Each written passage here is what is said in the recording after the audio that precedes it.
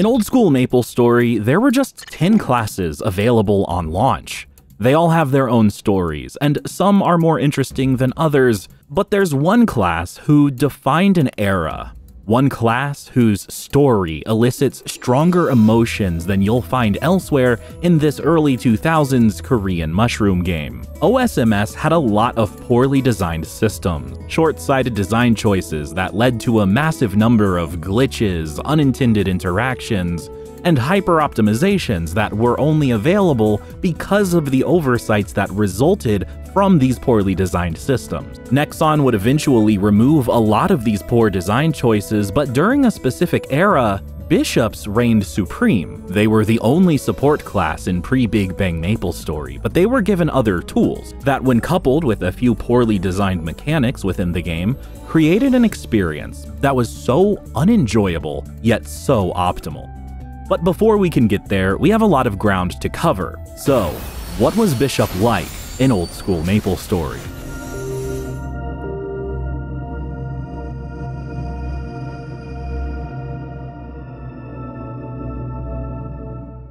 Let them repent. September 2004, MapleStory Global's first beta release. Third Job was actively being developed in Korea at this time, so we only had Second Job in the West, and there wasn't much to do. You could kill things and level up, but the endgame area was the Sleepywood dungeon with monsters only as high as level 75. Meet Owo. She just finished rolling the dice to determine her stats and knows the basics of building a character in OSMS. Magicians have a pretty difficult time in the levels before they can get their first job advancement. Unlike every other class in the game at this point, a magician's requirements for first job don't increase their damage in any way whatsoever.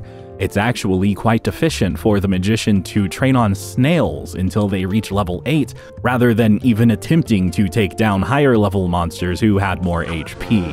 After getting through a rough experience on Maple Island, grinding to level 8 with only int and luck, Owo makes her way to Alinea to get her first job advancement. Wielding a new level of power now that she could cast spells, she was eager to get back to the adventuring, but first she had to learn about her skills. The first job advancement of a bishop is the simple magician. Unassuming in their name, this class was actually very strong in first job, being practically the only class who could really compete with the power of a future assassin. A magician has access to 6 skills after their first job advancement, the first of these being improved MP recovery. In Old School MapleStory, classes would recover a set amount of MP every 10 seconds, and I believe this is still true nowadays. The base value of this recovery was only 3, which was basically negligible. Improved MP recovery is a passive skill that recovers more MP every 10 seconds. The actual value is based on the character's level, but there is a sweet spot in the mid-20s where this skill's recovery amount is significant enough that it saves a lot of potions. Improved max MP increase is a skill that really screams Old School MapleStory design. It increases the amount of MP gained per level. It requires level 5 improved MP recovery, meaning you're looking at a minimum of 2 levels worth of skill points to even begin working on this one. This skill is very important though. It didn't apply retroactively, so the earlier it's leveled, the larger an impact it has on a magician's MP pool. Magic Guard will replace a portion of the damage taken from any source with the magician's MP. This skill still exists in modern MapleStory, and it's absolutely vital to a magician's survivability. By the end game, most attacks they would take would end up being one-shot kills without Magic Guard. Magic Armor is a bit less impactful. It increases defense by a set value. The set value part there is what's really important. If it's scaled, this would actually be worth using, but the 40 weapon defense is only useful in the early game. Energy Bolt is the first attacking skill a magician receives. It fires a single bolt of energy at an enemy and does way more damage than anything else before level 8. However, Energy Bolt pales in comparison to Magic Claw. The only reason magicians had Energy Bolt was because Magic Claw required a single level to unlock it. This skill, similarly to a Rogue's Lucky 7, has a special damage calculation that, perhaps unsurprisingly, heavily rewards adding all ability points to Int. Luck isn't even factored in. Just like a Rogue's Dex, luck is only required for equipment for the most part. A lot of first job skill builds look the same. Just about the most variance you'll find comes from future bandits deciding between pure double stab or a Syndit build. But magicians were allowed to job advance 2 levels earlier than other characters, giving them 6 extra skill points total compared to other jobs. Because of these extra points, a magician's approach to first job skills is quite straightforward. Upon getting the first job advancement, the magician is given a bonus skill point to use wherever, but since magicians struggle to kill anything without magic, this first point almost always goes into Energy Bolt. After that, it's a mad dash to get max MP increase as soon as possible. This means 5 points into MP recovery, and then everything into MP increase until it's maxed. This means the magician will be stuck using Energy Bolt for quite a while, but this was a massive step up from whacking monsters without any strength or dex. Magic Claw is leveled to 10 next, but not beyond that quite yet. The reason for stopping at 10 is because of a weird quirk in old versions of the game where skills will see a huge jump in mana consumption at specific level thresholds rather than increasing the MP cost linearly. Magic Claw will double its MP consumption at level 11, but it doesn't double its impact when compared to level 10. Skill builds from this point on do vary slightly, but without funding, the next step would be maxing improved MP recovery. Ultimately, MP recovery will have a larger impact than anything else at this point by saving Mesos. Damage from level 10 Magic Claw will still be sufficient to two-shot most enemies, and magicians by now will be doing KPQ anyway, so their individual damage output isn't that important. Magic Guard is not as big of a priority in the early levels as one might think. Since HP cost less to recover per point than MP, and monsters just didn't hit that hard yet. You want to save all of your MP to be used with attacking spells, avoiding wasting any by getting hit by monsters. What this means is that Magic Guard hasn't been leveled yet, but it was finally time. After Magic Guard is maxed, we save up 10 remaining points to put into Magic Claw, maxing it all out at once. And this is what a level 30 Magician's skill build might look like. Now let's talk weapon choice for a Magician. There were 2 basic options, wands or staves. Attack speed was not a consideration for magicians. Their skills would have a set animation time, and this meant that attack speed was irrelevant. I'm not sure why this is the case, and it's kind of weird when you think about it, but this is how it goes. The only considerations to be made were stat requirements and magic attack. There were also low-level maces that could be wielded by a magician, but these didn't come with magic attack, and I've never personally tested using them. I would imagine that without strength or dex, a physical weapon still wouldn't do much damage no matter its weapon attack. Our future cleric will be using wands, starting with the level 8 option, the wooden wand. We'll discuss staves in a different video. But weapon wasn't the only consideration to be made.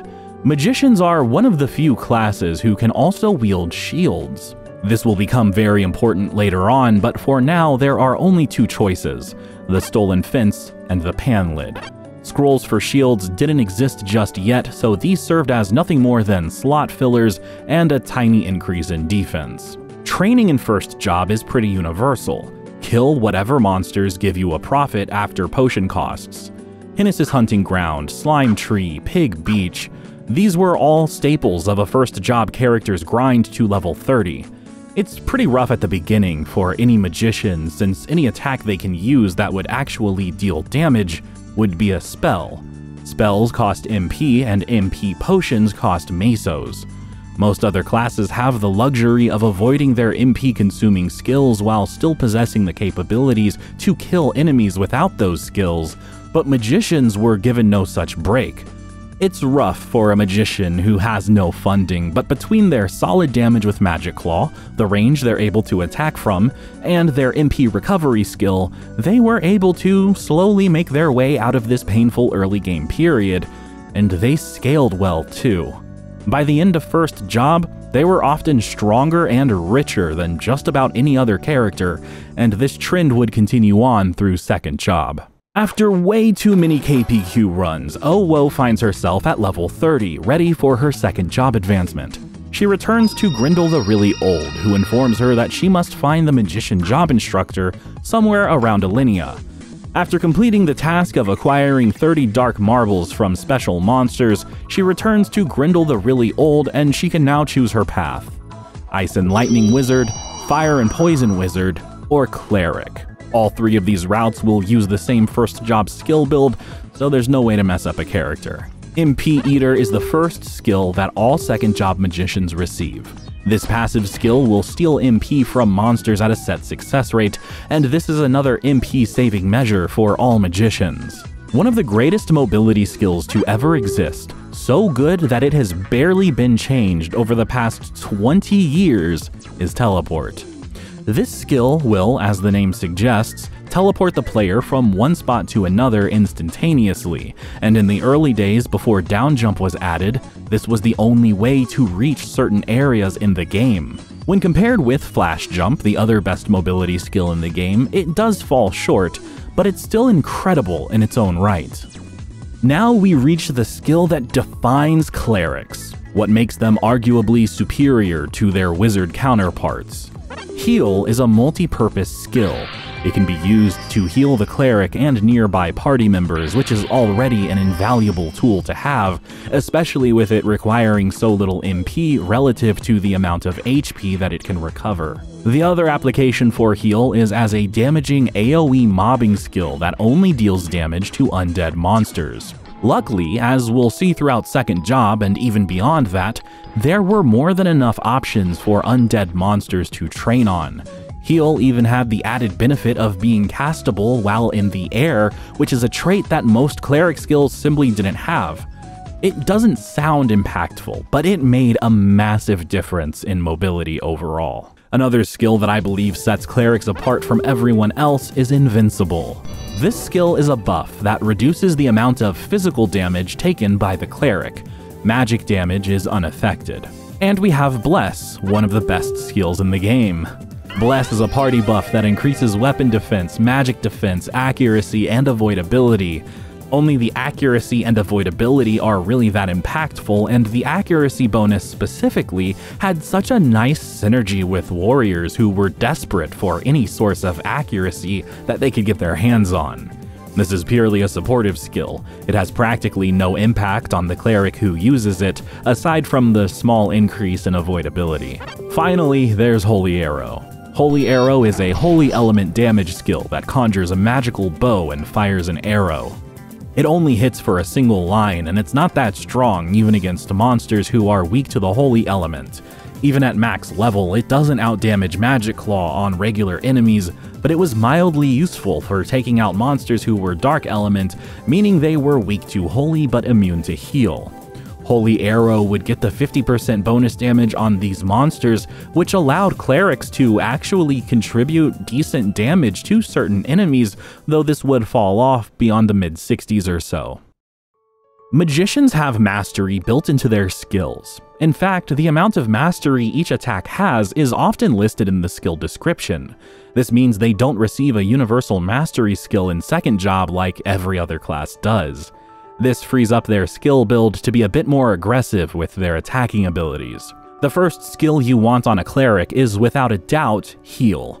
You need a point in Teleport just to improve your mobility, but level 1 Teleport is a very costly skill in terms of mana consumption. After getting it though, all points can safely be added to Heal, preparing our cleric for the crazy mobbing she'll soon be capable of. We're still very Meso conscious, so after maxing Heal, MP Eater gets all of our points. By now, a cleric will primarily be solo training with Heal, so there's no rush for adding points into Bless, Invincible, or Holy Arrow. Teleport would probably be what I would max next to minimize its MP cost and marginally increase its teleport distance. From here on out, all that needs to be leveled is Invincible and Bless, leaving 11 points left over for Holy Arrow.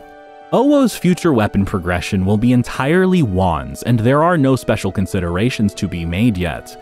With attack speed being out of the equation entirely, she just wants whatever has the highest magic attack value.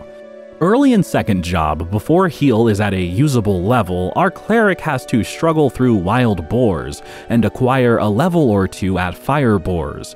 Eventually, by level 38, heal is doing enough damage to enemies that she can begin using it to train. Interestingly, in the very early days of OSMS, one of the best training spots for a cleric was actually the hidden junior wraith map at the end of Shumi's jump quest. This meant that clerics had to do the entire jump quest to gain access to the map, and since you couldn't change channels while in the map, you had better hope nobody else chose the same channel as you. I would imagine this led to quite a bit of KSing, as there was far more incentive to fight for the map, since the loser would have to find another, which meant a minimum of one more jump quest. If you didn't want to deal with this, the only other option was heading to the regular subway maps, which were far larger.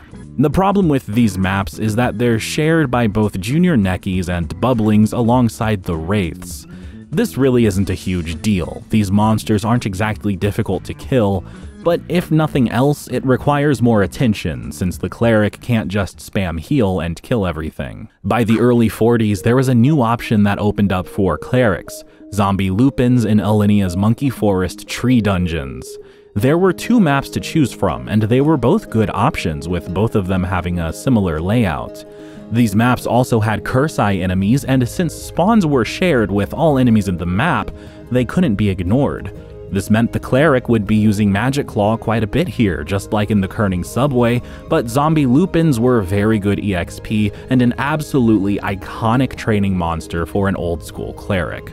They held the legendary Red Whip weapon in their drop table, and this was actually a great weapon choice for all magicians because of its speed bonus, despite it not being a wand or staff. There were a few weapons like this throughout OSMS that deviated from the traditional wand or staff dichotomy.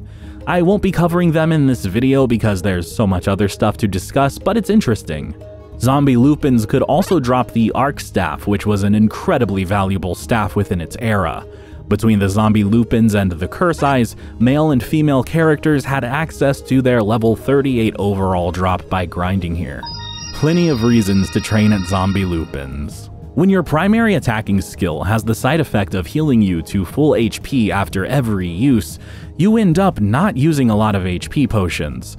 It wasn't uncommon to find clerics simply not using Magic Guard while they trained, since the damage would effectively be completely ignored after a single use of heal. When you're not in danger of being one-shot and you're spamming heal, the only impact Magic Guard has is as a way to spend slightly more mesos on MP potions. Zombie lupins were a great option until the early 50s, where clerics would seek out the higher level wraiths that spawned at the end of Shumi's second jump quest. A super old school cleric would be a jump quest master after all of this grinding. Zombie lupins could be trained on for a good while longer, but wraiths would absolutely provide the best EXP. The issue is, content starts to dry up after this. Wraiths are the highest level undead monster, and the best option for basically the remainder of the beta.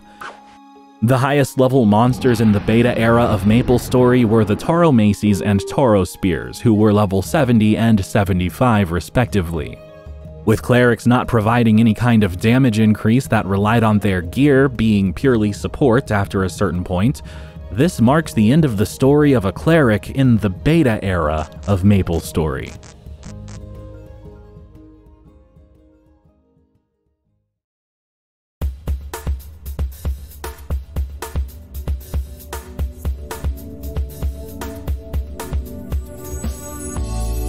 The official release wiped all the progress acquired throughout the beta, but it came with the addition of Osiria, which includes Elnath and everything surrounding it. Orbis held a few monsters that were a nice alternative for a low-level cleric who wasn't grinding with heal yet, but none of these stood out too significantly.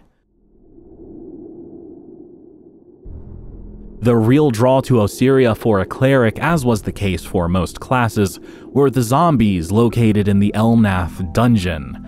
This area required level 50 to enter, but after that point, zombies were an incredible training spot for every class. Clerics especially loved them because they could spam heal, spending almost nothing on potions. Zombies had a few nice drops for a magician of this era as well. They could drop the Chromie, the level 48 wand, which was best in slot for wands. They could also drop the absolutely iconic level 60 hats for magicians, the white and dark Seraphis hats.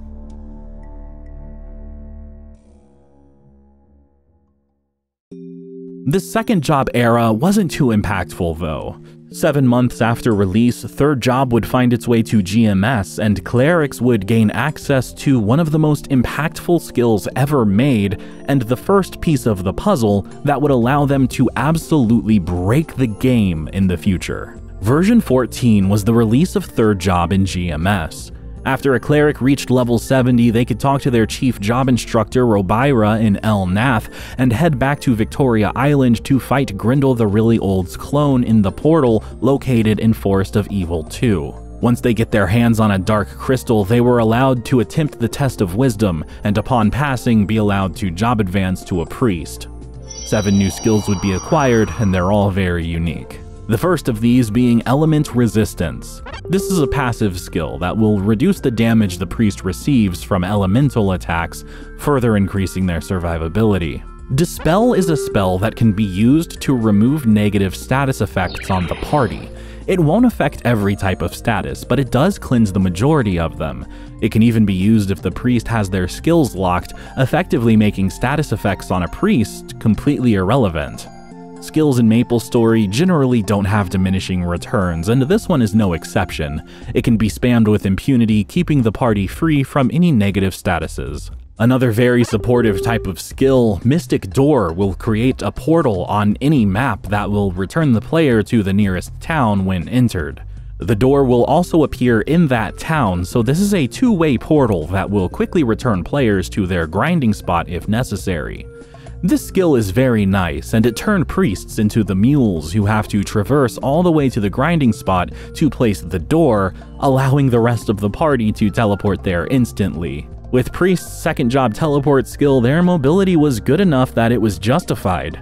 Priests had to take one for the team. Mystic Door required a magic rock to use, so this meant that priests, just like hermits, would also have to complete In Search of the Book of Ancient to unlock the ability to buy magic rocks and summoning rocks. Now we reach the first piece of the puzzle that would eventually lead to Bishop Dominance in the future.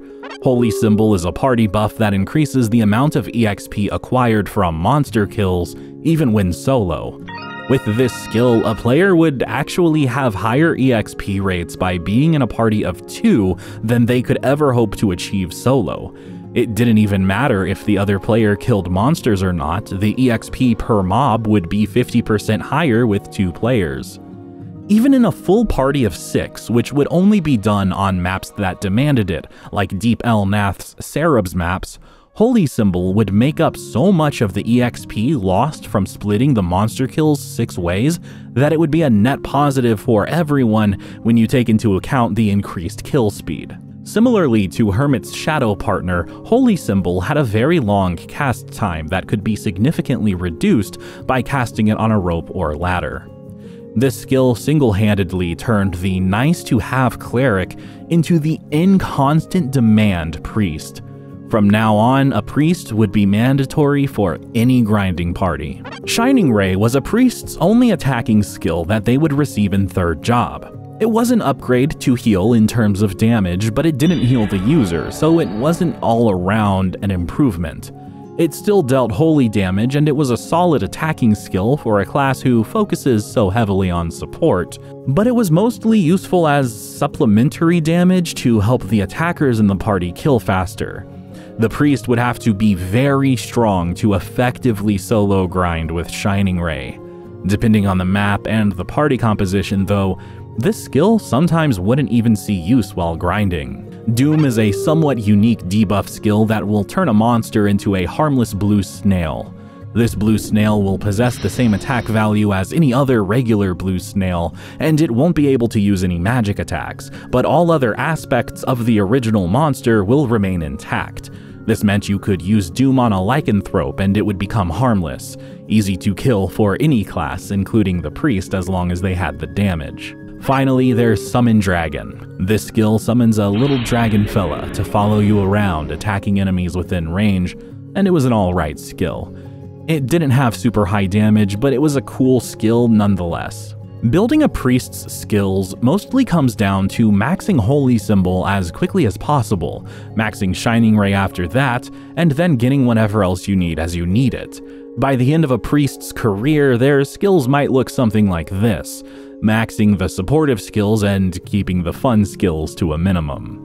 Summon Dragon would need to be leveled up to 15 at least in order to allow access to Bahamut in 4th job, and this meant that Doom could not be quite maxed out just yet. In this early 3rd job era where El Nath was still the final training area, the best endgame maps were the deep El Nath maps that held Cerubs.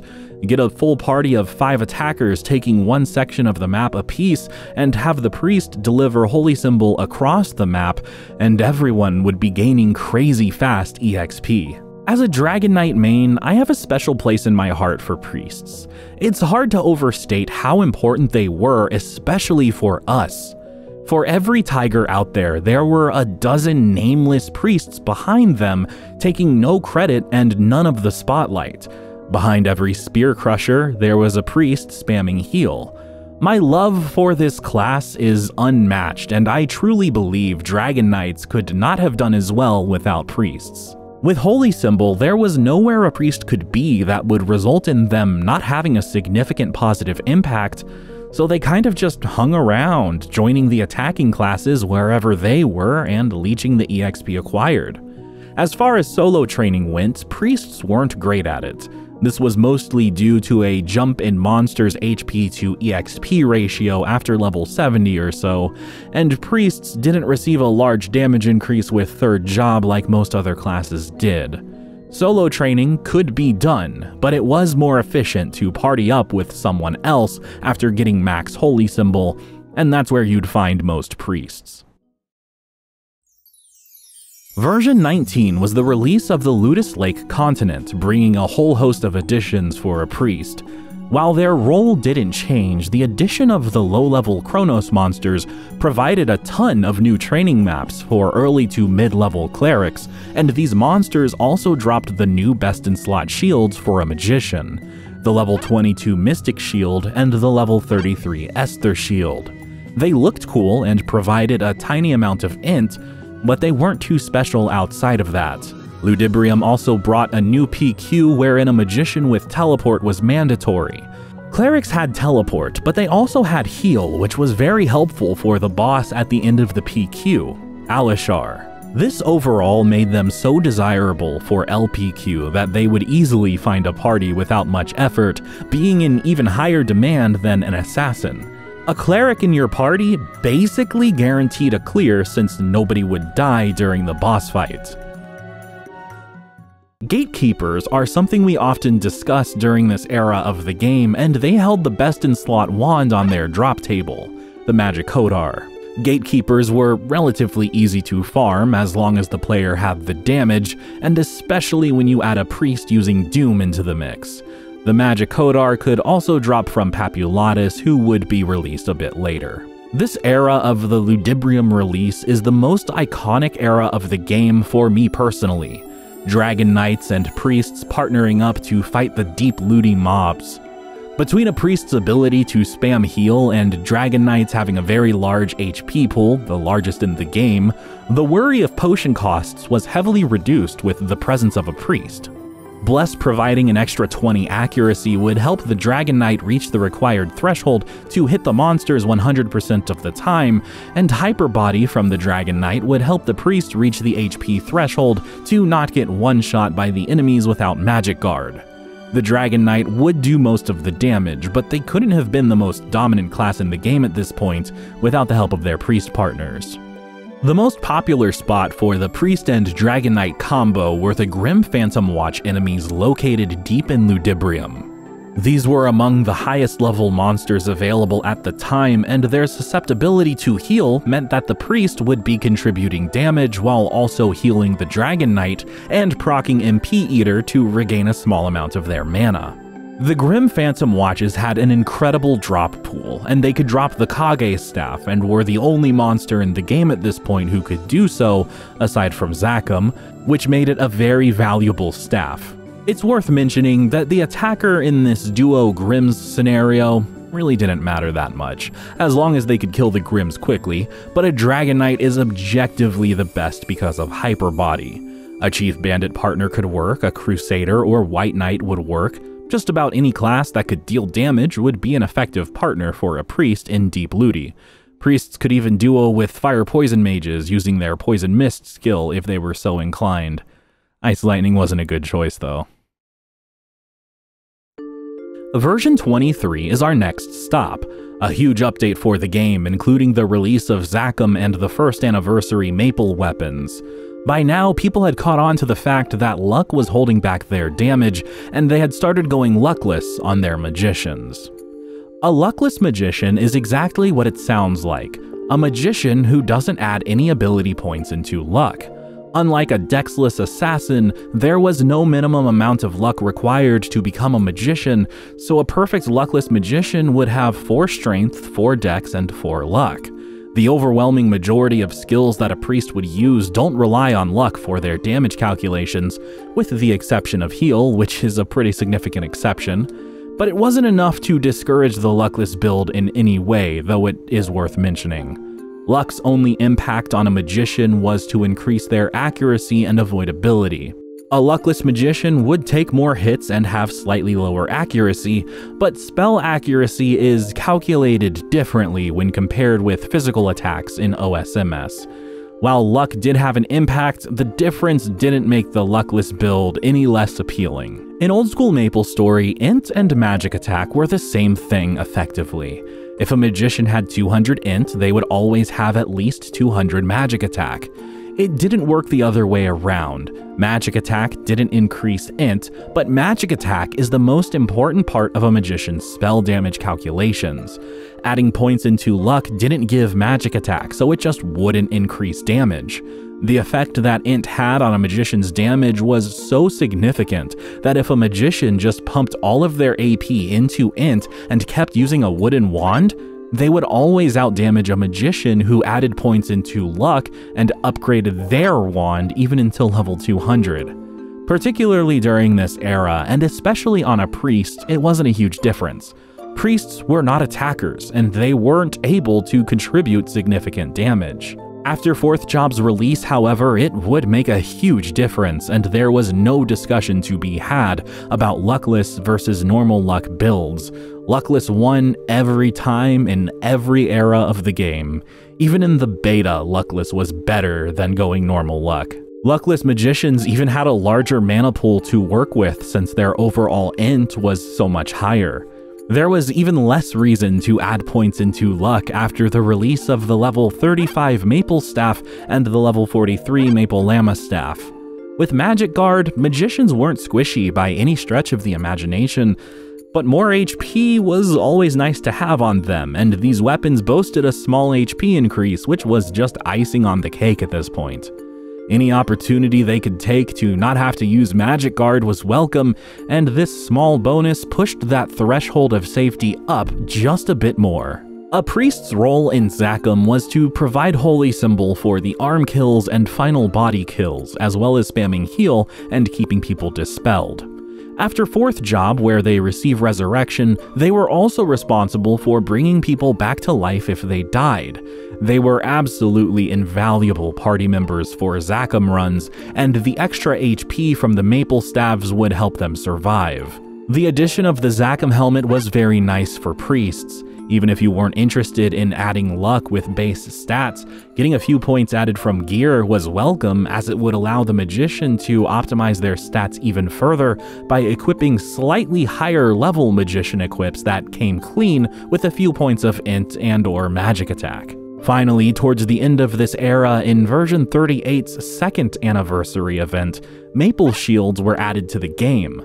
These had 10 slots, 3 more than any other shield in the game at this point, and they instantly became best in slot for any class who could use shields, including priests. These could be scrolled with shield magic attack scrolls, which would be released soon, making these shields the new standard for all 3 magician classes.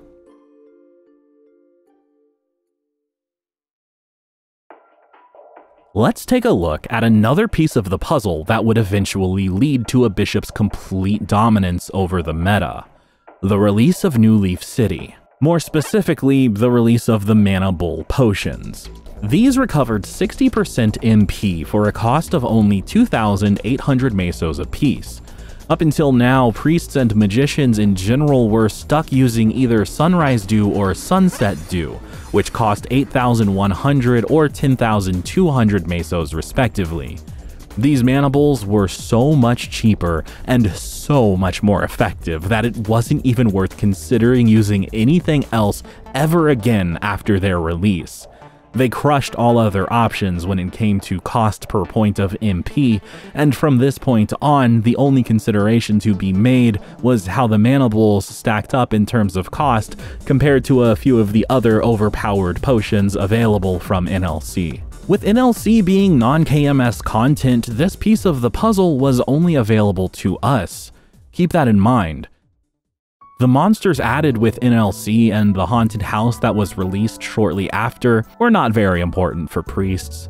Voodoos and hoodoos were a nice new addition that gave high-level clerics and low-level priests another training option outside of zombies, which were still the highest level undead enemies that a cleric could solo grind on up until now. There was even a map that was nothing but junior wraiths and it was completely flat, but headless horsemen could spawn there, so it was a little dangerous. During this era, we saw the release of a few new items that priests wanted: the Purple Adventurer Cape and the Glitter Gloves. These were fine additions, but they pale in comparison to the real game-breaking additions that were the Elemental Wands that came from the NLC Gachapon. These all had different elemental affinities and were intended for use by mages, so there was no Holy Element wand. That didn't matter though, as none of these wands would penalize the priest for using them, and more importantly, they had no luck requirement. They came in level 130 and level 70 flavors, and because of their innately high magic attack, they immediately became the best in slot option for any magician from this point onward, even for a normal luck magician.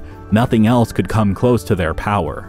The training meta for priests changed very slightly with the release of Hime's in version 41. It wasn't much different from what it had been in the past, but by this point, large training parties were no longer as meta as they once were, and Hime's with their super nice HP to EXP ratio resulted in a lot of duos with just one attacker and one priest. Encounter with the Buddha was a completely flat map, one of the first of its kind that was actually meta, so a priest would now take a more proactive role in the party, teleporting around and casting heal on the Himes which aggroed them, and then bringing them back to the attacker. This would allow the attacker to simply spam attacking skills without any worry of moving around, increasing EXP rates even further.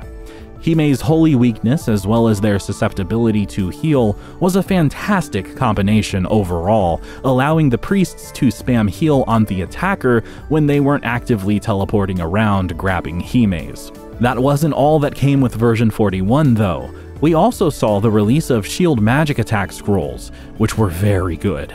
And by now, people knew 4th Job was on its way, so every magician started scrolling their shields with these, increasing their damage by a significant amount. The scrolls also gave all class shields another purpose, since these scrolls could add int to the shield, creating items that would contribute to HP washing, something that all class shields previously just couldn't do.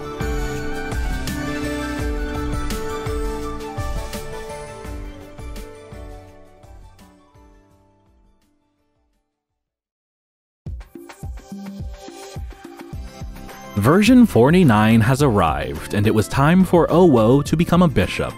She returns to her chief job instructor in El Nath to receive a recommendation letter, and then makes her way to Leafree to talk to Greto, who asks her to acquire a heroic star and heroic pentagon. These dropped from Manon and Griffey respectively, both of whom were very difficult to kill, especially for a priest.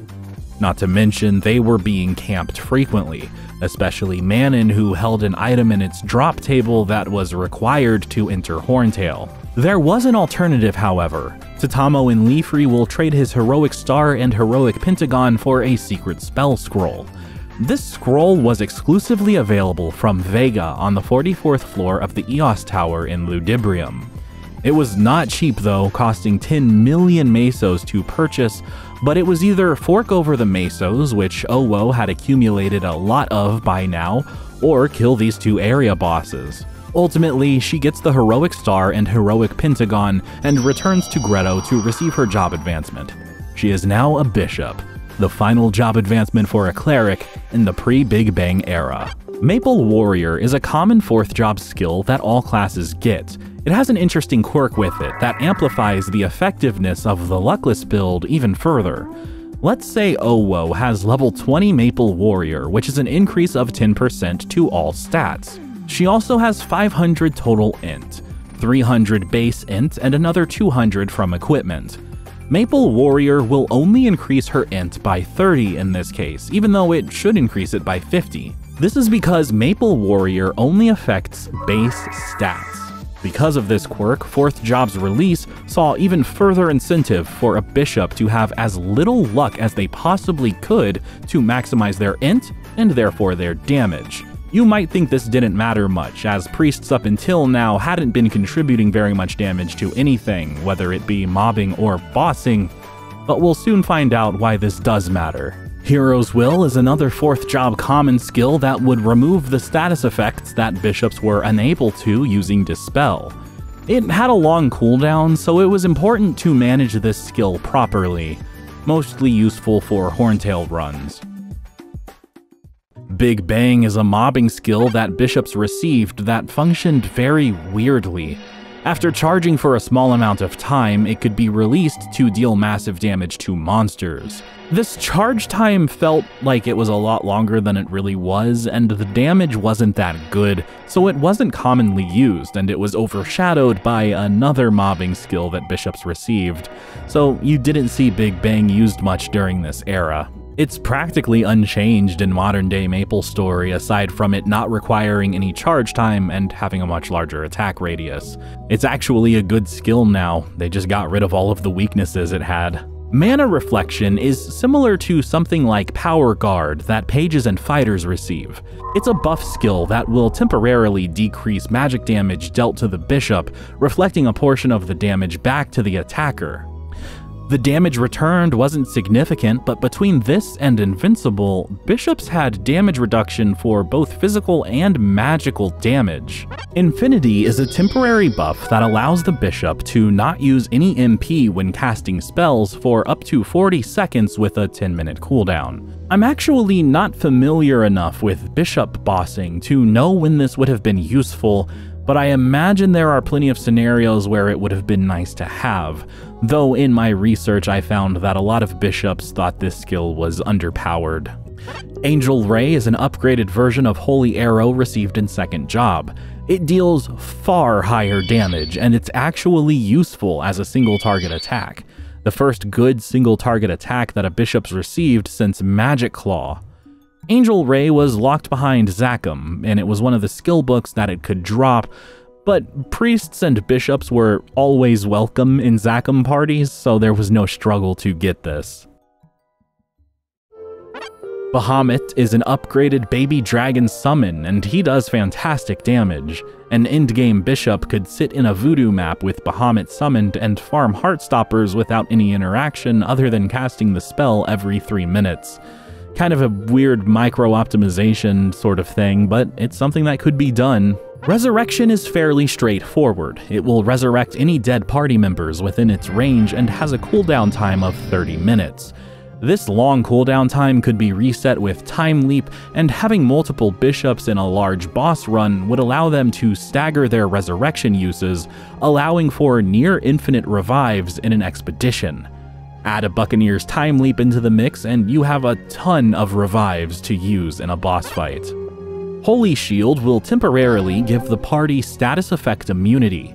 It lasts 40 seconds and has a 2-minute cooldown. This skill was very nice, and it gave the bishop a bit of a break from constantly watching for party members getting debuffed and having to spam Dispel on them. But all of these skills pale in comparison to Genesis.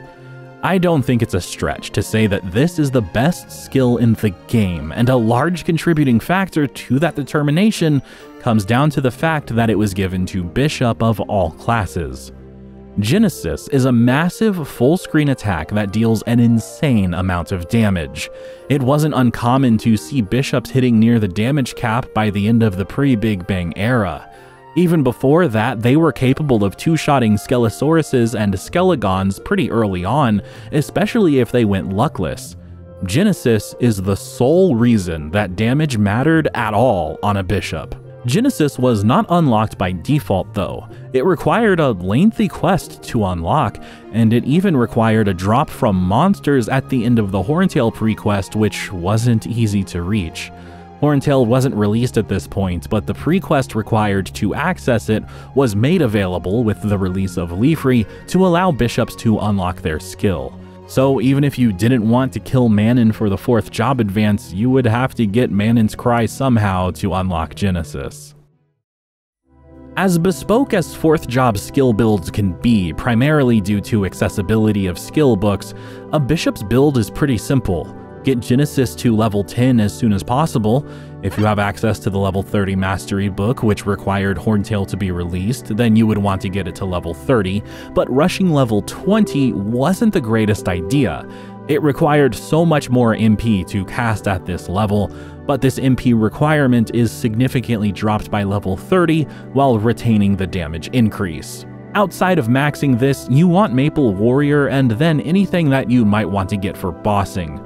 Like I said, it's hard to give a skill build path for 4th job characters since it depends on so many factors.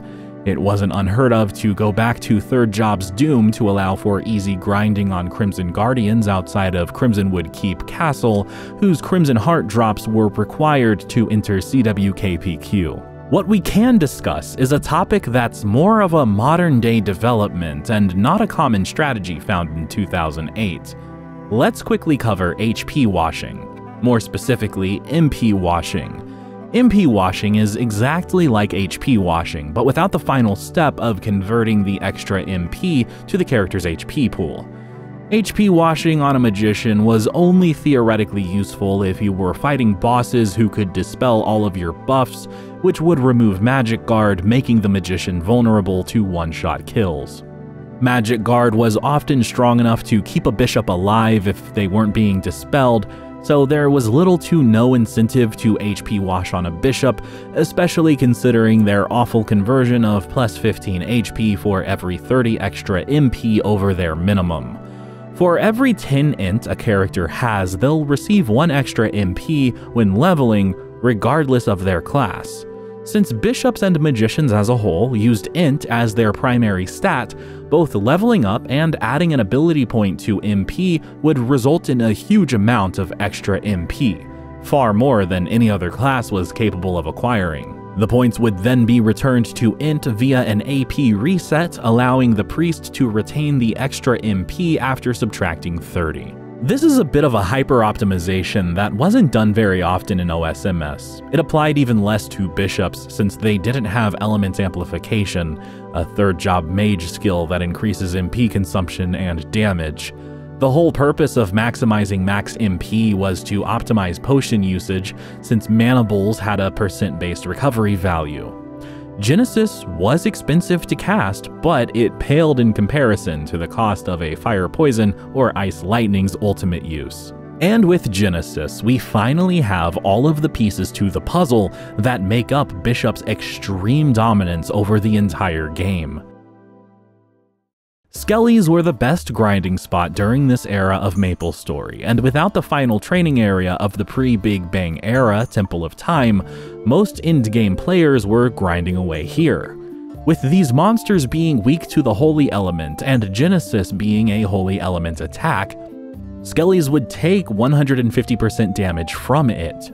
Genesis was already incredibly strong, and with this bonus 50% damage, it was very easy to get an endgame bishop to the level of one-shotting skellies, something that very few classes were able to do, especially on the scale that bishops were capable of, killing up to 15 enemies at once. But that wasn't the end of the story. Because of the existence of mana bowls, bishops wouldn't spend more than a couple thousand mesos per Genesis cast at most, and if that Genesis cast is killing 10 enemies who all drop hundreds of mesos apiece, there's almost no cost associated with using it.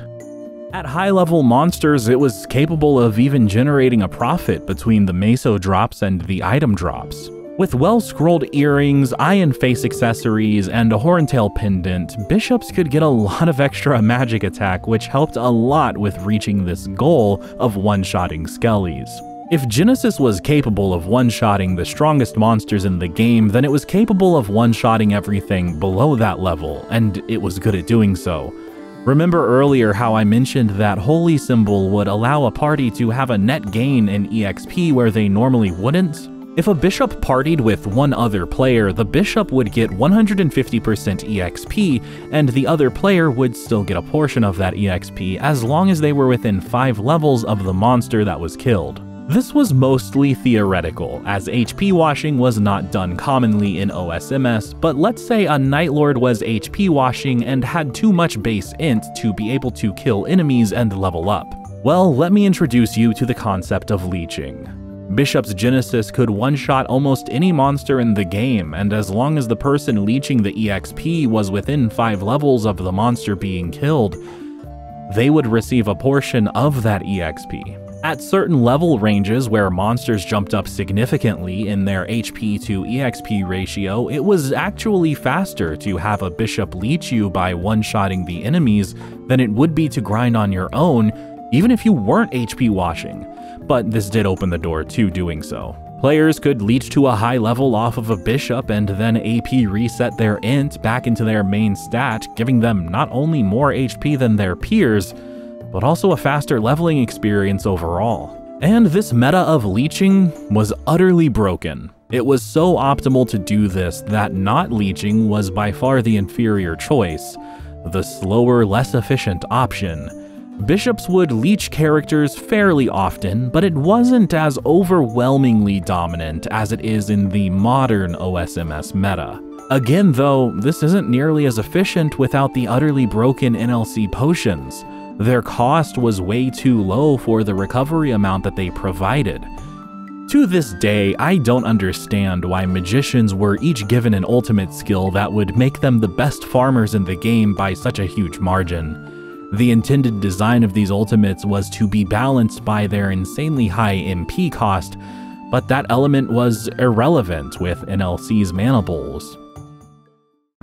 We could talk about the Dragon Wand that was added with the release of Leafree being the next best in slot option, but it didn't matter.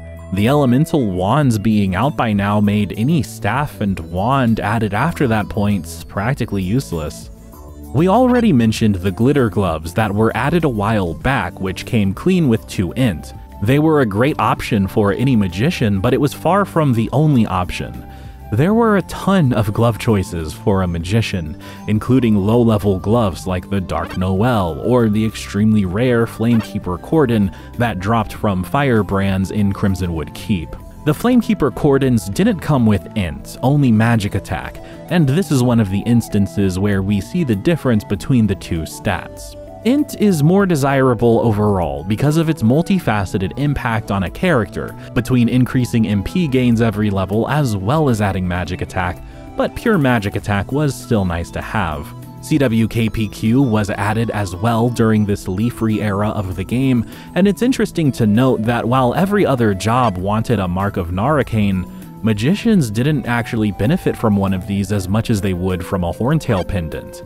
Because of the weird direct conversion of int to magic attack, the int increase from the Horntail pendant easily cleared the Mark of Narracane, making it the superior choice for all magicians. Speaking of the Horntail pendant, a bishop's role in a Horntail fight would be about what you would expect. Spam heal, keep the team alive, and do general supportive things.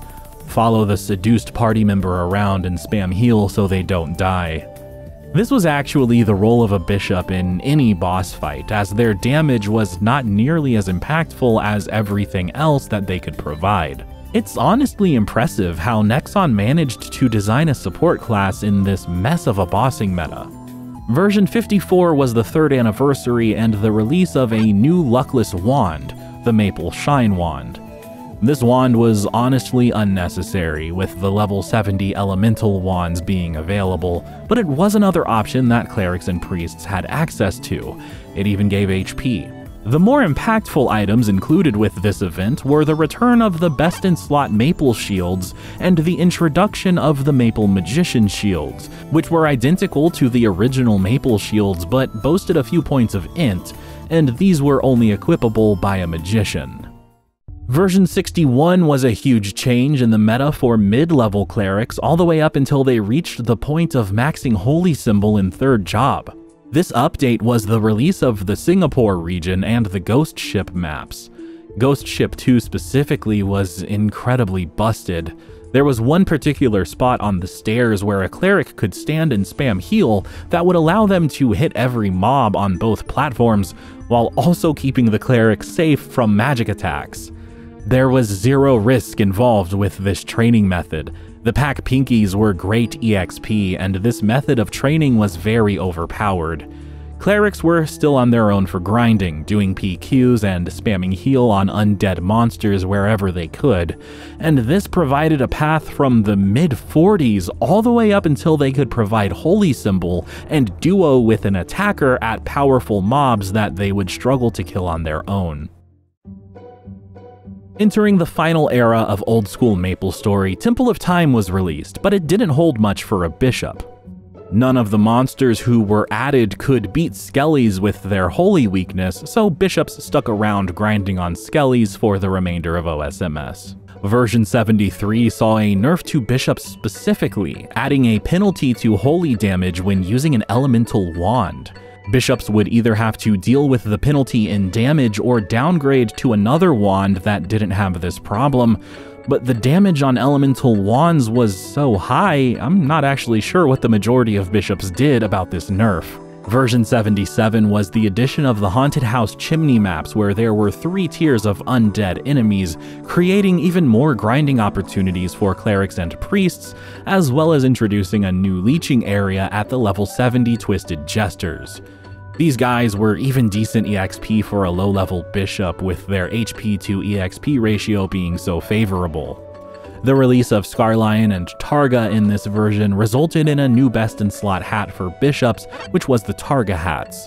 Either of these would be great for a bishop, whether they were rocking a luckless build or not, but it wasn't a massive improvement over the Zakum helmet overall. Temple of Time brought Pink Bean, and once Pink Bean became killable, we saw the new highest level wand, the Timeless Enreal tier. It's not actually the highest level, but it's supposed to be the strongest. After the nerf to elemental wands for bishops, I would imagine there were some people who sought out this wand. Bishops held a similar role that they always held in bosses, and this remained true for Pink Bean, but they had to be careful of spamming heal.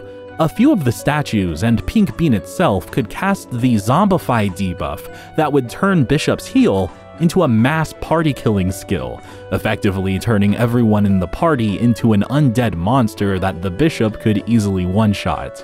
In version 80, the party EXP sharing formula was silently nerfed, and this hurt the leeching meta significantly.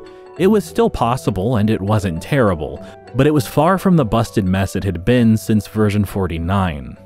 Eventually, after the Big Bang update, all of these ultimates were heavily nerfed by adding a cooldown to them, finally killing this meta entirely, but this wasn't quite the end of leeching in GMS. Every class from now on would slowly become much better at mobbing when compared to what they were capable of pre-Big Bang, and leeching would see a return in various forms throughout the next few years of GMS.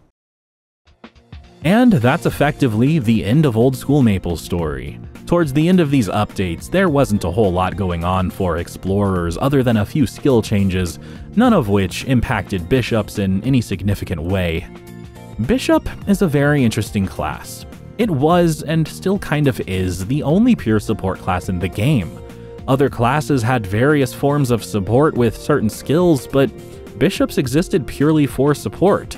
They usually couldn't deal any kind of useful damage in boss fights, primarily existing to heal the party, dispel status effects, and give bonus EXP with Holy Symbol.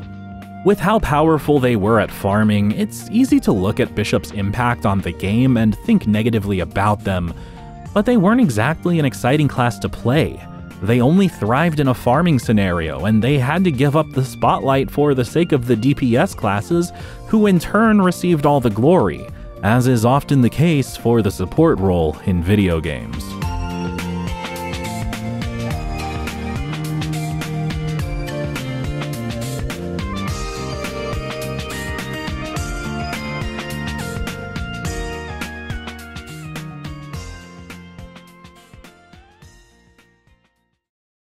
Thanks for watching. Before we end this video, I want to give a quick shout out to my members on Patreon and YouTube for their continued support. Remix My Life, Maple Ream, Tiago Nascimento, Gummy Bullet, Filamentus, Big Buddy, Connor Hill, Force Killer, and R for joining at the Togain tier. Velarex, Cass T, Aya Ayung MS, Ayub Idrissi, Lake Tiger, and Bone Boy for joining at the Togain Junior tier. If you want to support me, one of the best ways to do so is by becoming a member on either Patreon or YouTube. You'll get a special role in my Discord server, access to my video schedule and exclusive content, as well as my eternal thanks for allowing me to do what I love.